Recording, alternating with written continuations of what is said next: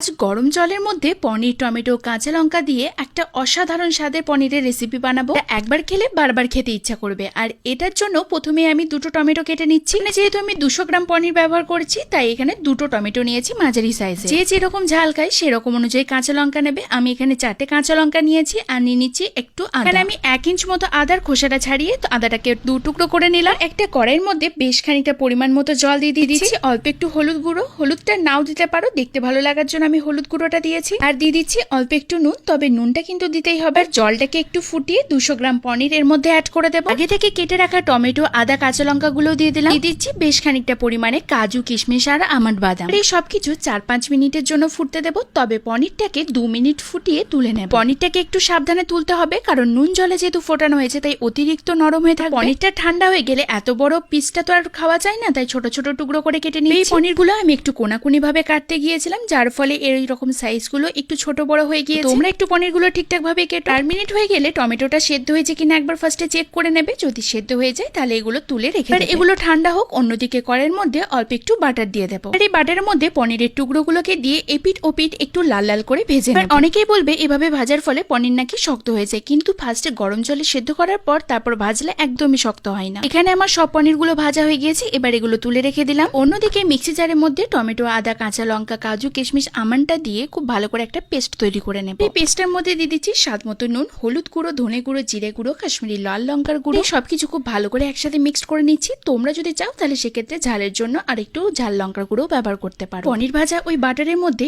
অল্প একটু বাটার আর অল্প একটু সাদা তেল অ্যাড করে দিলাম। এটা একটু গরম হয়ে আসলে এর মধ্যে গোটা গরম মশলা অ্যাড করে দিলাম। আগে থেকে তৈরি করে রাখা মশলাটা টেস্টটা ব্যালেন্স রাখার জন্য অল্প একটু চিনি। আর মশলাটাকে মিডিয়াম টু লো ফ্লেমে খুব ভালো করে কষিয়ে যেতে হবে। মশলা থেকে যখন তেল ছাড়তে শুরু করে দেবে তখন গ্যাসের ফ্লেমটা লো ফ্লেম করে বেশ খানিকটা টক দইয়ের মধ্যে অ্যাড করে দেবে। এই সময়ও গ্যাসের ফ্লেমটা লো ফ্লেমে রেখে মশলাটাকে খুব ভালো করে কষিয়ে নেব। একটু ভালো করে কষানো হয়ে গেলে গ্রেভির জন্য পরিমাণ মতো গরম জলের মধ্যে অ্যাড করে দেব। এবং গ্রেভিটা একটু ফুটে উঠলে এর মধ্যে বেশ খানিকটা পরিমাণে কাসুরি মেথি দিয়ে খুব ভালো করে মিক্সড করে দেব। কাসুরি মেথির জন্য এটার টেস্ট এত সুন্দর হয় কারণ দইয়ের সাথে কাসুরি মেথির ফ্লেভারটা ভীষণই সুন্দর লাগে। এই গ্রেভির মধ্যে পনিরগুলোকে অ্যাড করে বেশ কিছুক্ষণের জন্য ফুটিয়ে নেব এবং সবশেষে অল্প একটু বাটার দিয়ে নাড়াচাড়া করলে রেডি হয়ে যাবে পনির বাটার মশলা। খেতে কিন্তু অসাধারণ হয়েছিল। তোমরাও একবার ট্রাই করো। So by.